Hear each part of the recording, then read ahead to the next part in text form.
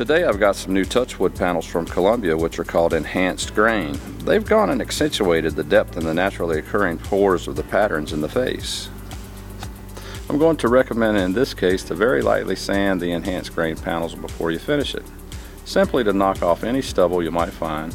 Try a fine to medium grit paper like a 150 to 180 and see how that works. These Enhanced Grain panels will help you amplify the reason we love wood. Its amazing organic beauty and texture. You'll be amazed at the results you'll get with any kind of finishing. Let's try some basic wipe-on stain. Don't be stingy. The goal here is to penetrate the pores and crevices all the way through. Of course, you can't let the stain dry out and puddle up. Wipe it off as the stain supplier recommends and don't let it plug up the pores. That's what I was looking for, a saturated face, the color going all the way in. Of course you can get fancier. Let's try a two-stage technique.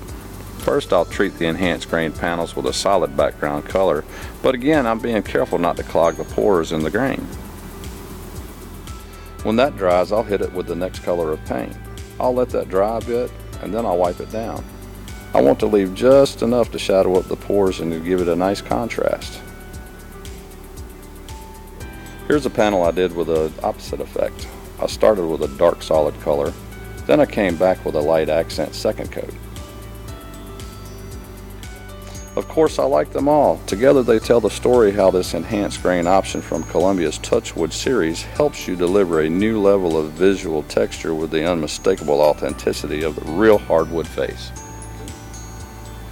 It's up to you to add a creative touch. Trust me, once you start playing around with these Enhanced Grain panels, you'll want to try a few new ideas. I think your customers will appreciate the difference.